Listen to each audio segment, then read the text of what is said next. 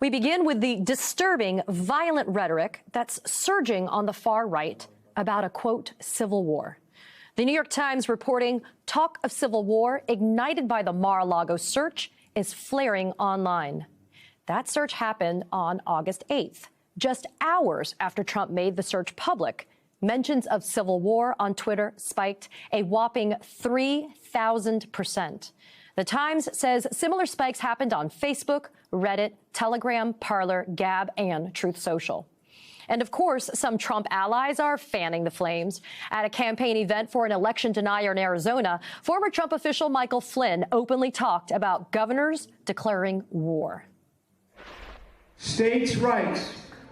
Did you know that a governor can declare war? Governor can declare war.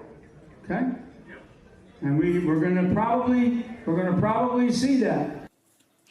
That comes after Q Congresswoman Marjorie Taylor Greene said this at a Trump rally in Michigan.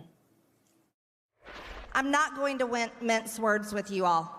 Democrats want Republicans dead, and they've already started the killings. Yet when President Biden gave a speech describing the, quote, semi-fascism in the MAGA movement, Trump allies claimed he was being unfair. He looked like he was in the depths of hell. He was talking about how half the country are basically domestic terrorists. But watch how conservatives embraced that description at the right-wing CPAC summit just a month earlier.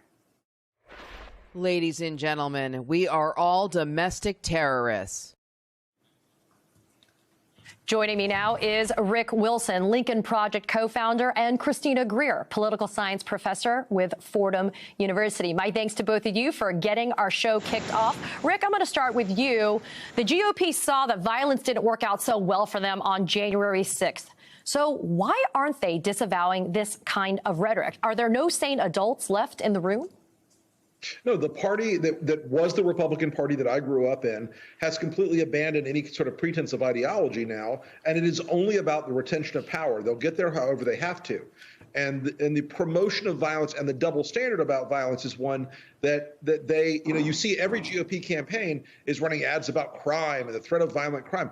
Well, we've got a party that proved that they would use violence to attempt to overthrow an election. It is wired into the party now because it's one area where authoritarians have always discovered they can exercise power is violence and the fear of violence. This is going to accelerate. We're not at the end of that cycle after 1/6. We're at the very beginning.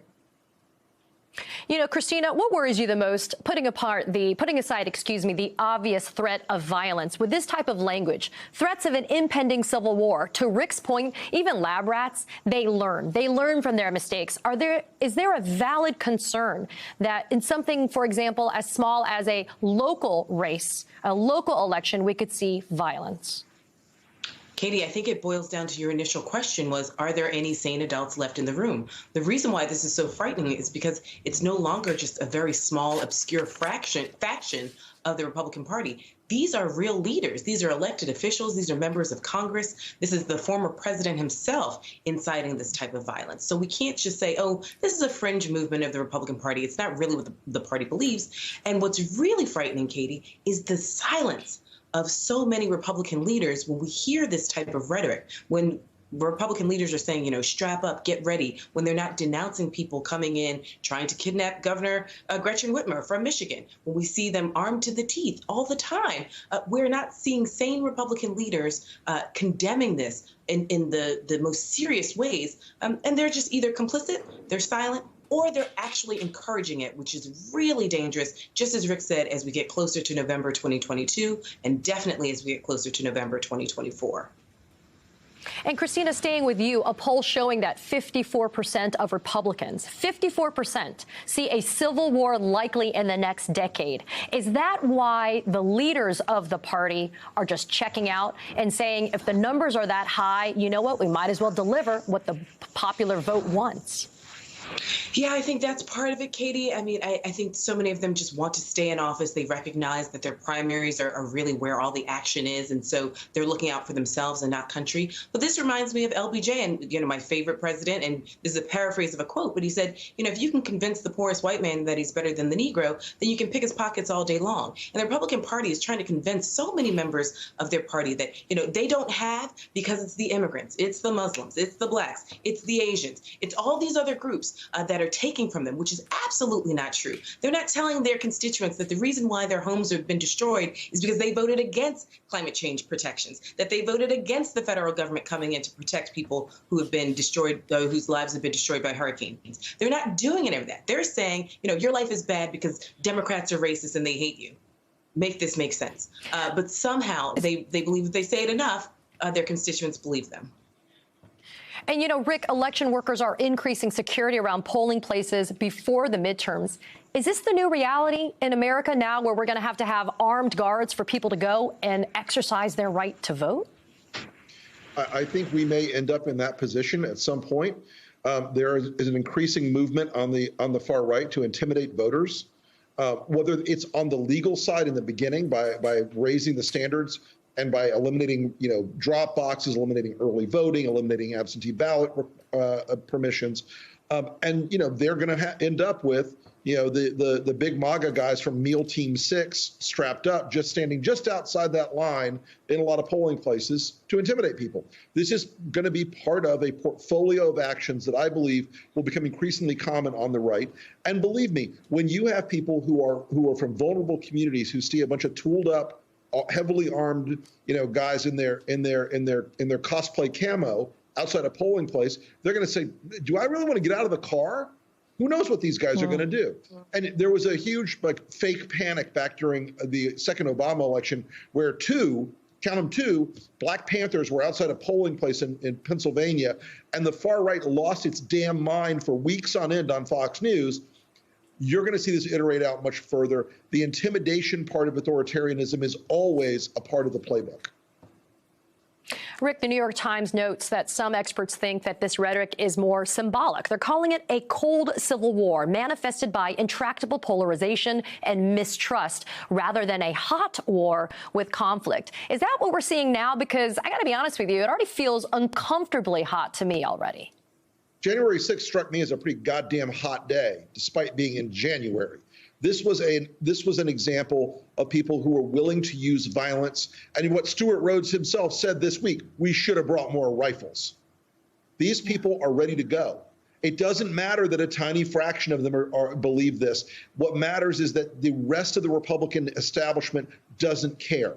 They're silent. They will not speak out. They will not denounce them. They will not stand up. When Mitch McConnell is threatened by the former president this weekend, he cowers in fear. He doesn't stand up. They have decided that the cancer inside the party is something they can live with long enough to seize power again. And they hope that the alligator will eat them last, if I may mix my metaphors here. This is a dangerous party with a dangerous belief that power alone justifies any attempt, any excuse, any methodology to get there. And it does not. And it is going to be something where we pay the price as a country and a society unless we strap up and decide we're going to push back against these people. And it's got to happen sooner than later. Christina, GOP lawmakers like Lindsey Graham have echoed Trump's threats. Take a quick listen. If they try to prosecute President Trump for mishandling classified information after Hillary Clinton set up a server in her basement, they literally will be riots in the street. I worry about our country. Christina, is this just more hot air from Lindsey Graham, or is he actually articulating a legitimate issue, a legitimate move that could be done by the GOP? Well, we know that Lindsey Graham performs for the audience of one, and that's Donald Trump. I mean, he's been trying to stay in Donald Trump's good graces because he knows that Donald Trump turns against members of his own party. As Rick just said, we saw Mitch McConnell. We see Mike Pence still carrying President Trump's water, even though he was threatened on January 6th. And we can't forget, Katie, people died on January 6th. This is not, this isn't something theoretical. This isn't something hypothetical. These are individuals who are being galvanized, not just by Donald Trump, but by several leaders within their party. And they are ready to do certain things, especially when people like Mitch McConnell or like Lindsey Graham and Donald Trump and Marjorie Taylor Greene are essentially egging them on to do so. And so this goes into larger conversations about our Second Amendment, about why it is that we can't seem to get any gun control in this country after so many school shootings, because there's so many Republicans who refuse to ever let go of their guns as well, because they want something like this. And so they want to intimidate people at the polls. They are itching for a fight. And so many Democrats are saying, we have other policy issues on the table. We're actually not into that. But Republican leaders are really, I think they're now afraid of the dragon that they've created. And they're now just in for the ride. They're in for a penny, in for a pound. And so all of the white nationalism, all of the white supremacy, all of the anger and vitriol and refusal to sit down at the table and have a substantive conversation about policy, all of that's out on the table for the Republican Party. And we're in a really dangerous spot. And I definitely don't think that this is a warm or cool Cold War, whatever the New York Times reported. I think when you have neutered leadership, that's when you get the weak sauce. Rick Wilson, Christina Greer, thank you guys for starting us off tonight. I appreciate both of you. Hey, I'm Ari Melber. Thanks for watching The Beat. I wanted to let you know I'm writing a foreword to the January 6th committee's full report, which is coming out soon from HarperCollins. You can go pre-order the book right now, and it'll come to you first when the report comes out in the fall or whenever the government releases it. Just search Melber Jan 6th on Amazon or your favorite independent book site and click pre-order. You'll be the first to get both the report and my new piece on the coup conspiracy. You can also go to melberbook.com and order it there.